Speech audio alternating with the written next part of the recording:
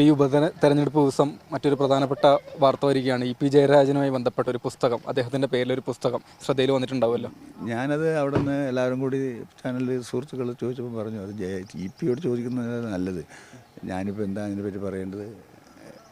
അദ്ദേഹത്തിൻ്റെ എന്താണ് കാര്യങ്ങൾ അദ്ദേഹം നിഷേധിച്ചതായിട്ടാണ് ഇപ്പം കേൾക്കുന്നത്. അദ്ദേഹത്തിൻ്റെ പുസ്തകം എഴുതുന്നു, അതിലെ കാര്യങ്ങളാണ് പറഞ്ഞത്. അപ്പോൾ അത് അദ്ദേഹത്തോട് ചോദിക്കുക, അതാണ് എനിക്ക് പറയാനുള്ളത്. എന്താണ് അയാൾ പറയാനുള്ളത്?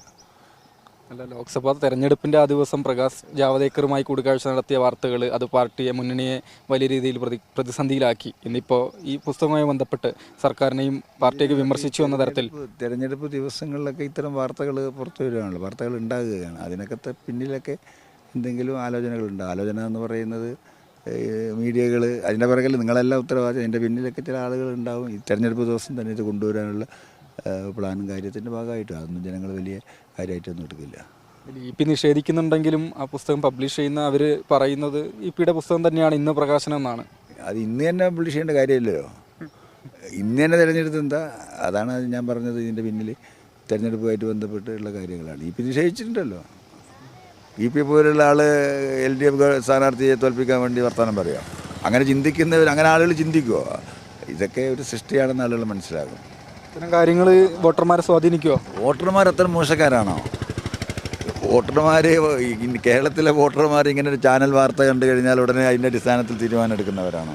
അവർ തീരുമാനം എടുക്കുക കുറേ കാലമായിട്ട്, ഒരു 3 ആഴ്ചയിലധികമായി ഇവിടെ ക്യാമ്പയിൻ നടക്കുന്നുണ്ട്. ഒരു ജീവിതാനുഭവങ്ങളുണ്ട്. ആ ജീവിതാനുഭവങ്ങളും അതുപോലെ തന്നെ ഈ ക്യാമ്പയിനിൽ ഉയർന്നു വരുന്ന പ്രശ്നങ്ങളൊക്കെ അവർ അനലൈസ് ചെയ്യുമല്ലോ. അനലൈസ് ചെയ്യുമ്പോൾ ആരോട് കൂടി അവർ വോട്ട് ചെയ്യുക? അവർക്കറിയാമല്ലോ, 5 വർഷം ഇവിടെ MP ആയിരുന്ന ആൾ ഇവിടെ ഉണ്ടായിരുന്നില്ല, ഇവിടുത്തെ ഒരു കാര്യവും ശ്രദ്ധിച്ചില്ല, ഒന്നുമില്ല. ഇവിടെ ചൂരൽമല ദുരന്തം ഉണ്ടായപ്പോൾ ഇങ്ങോട്ട് അതിന് വന്നു പോയി എന്നൊക്കെ ശരിയാണ്, പക്ഷേ ആ ഇഷ്യൂ ടേക്കപ്പ് ചെയ്തില്ല ദേശീയ അടിസ്ഥാനത്തിൽ. മോഡിയോട് അതിനെപ്പറ്റി എന്തെങ്കിലും പറഞ്ഞോ? പ്രതിപക്ഷ നേതാവല്ലേ, അയാൾ മുമ്പ് പോയിരിക്കണ്ടേ?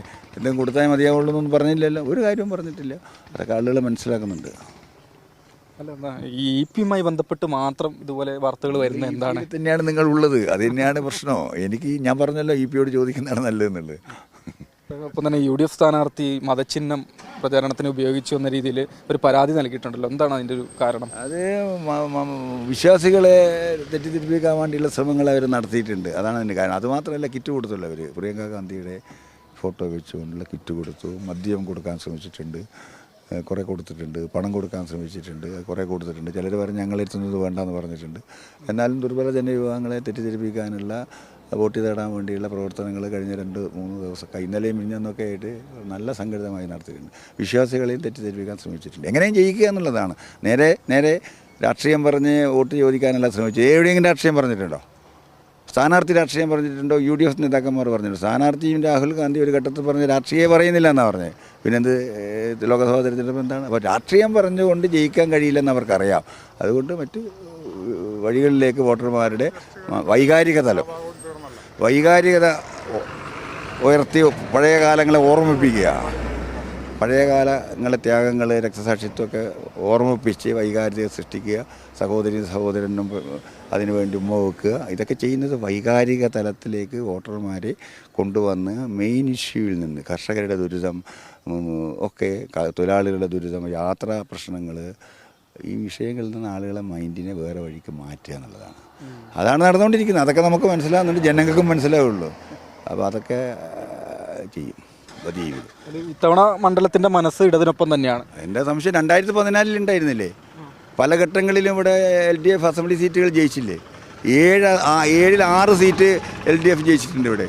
അതൊക്കെ എന്ന് പറഞ്ഞാൽ ഭൂരിപക്ഷം വോട്ടർമാർ LDFന് വോട്ട് ചെയ്ത് പരിചയമുള്ള ഒരു ജനതയാണ്. ഞാൻ മത്സരിച്ചപ്പോൾ വയനാട് ജില്ലയിൽ ഭൂരിപക്ഷമാണ് എന്ന് പറഞ്ഞാൽ, ഈ ജില്ലയിൽ വോട്ടർമാരിൽ വോട്ട് ചെയ്തവരിൽ ഭൂരിപക്ഷം അരിവാളിന് വോട്ട് ചെയ്ത്, അലർജിയല്ല, അരിവാളിനെ വോട്ട് ചെയ്ത് പരിചയമുള്ളവരാണ്. അന്യമായിട്ട് നിൽക്കുകയല്ല. 2014 20,000 കുറച്ച് വോട്ടിനെ ജയിച്ചിട്ടുള്ളൂ. ഇവിടെ 27,000 വോട്ട് LDFനധികമാണ്. ചിഹ്ന അരിവാലാണ്, അരിവാളും കതിരാണ്. 6 അസംബ്ലി സീറ്റുകളിലൂടെ ജയിച്ചിട്ടുണ്ട് പല ഘട്ടങ്ങളിലായിട്ട്. എന്ന് വെച്ചാൽ ആ മണ്ഡലങ്ങളിലുള്ളവർ LDFനും ലെഫ്റ്റിനും LDFനും വോട്ട് ചെയ്തവരാണ്. അവർക്ക് വോട്ട് ചെയ്ത് ശീലമുണ്ട്. ആദ്യമായിട്ടല്ല വോട്ട് ചെയ്ത്. പിന്നെ രാഹുൽ ഗാന്ധി മത്സരിച്ചപ്പോൾ പ്രധാനമന്ത്രി ആകുകയാണല്ലോ. അങ്ങനെ ഒരാൾ വരട്ടെ എന്ന് പറഞ്ഞുകൊണ്ട് LDF-നോടൊപ്പം വോട്ട് ചെയ്തിട്ടുള്ള ബ്രോഡ് സെക്കുലർ ആയിട്ടുള്ള ഒരു വിഭാഗം അങ്ങോട്ട് ഷിഫ്റ്റ് ചെയ്തിട്ടുണ്ട്. അവരിപ്പോൾ യാഥാർത്ഥ്യം മനസ്സിലാക്കി ഇങ്ങോട്ട് വരും.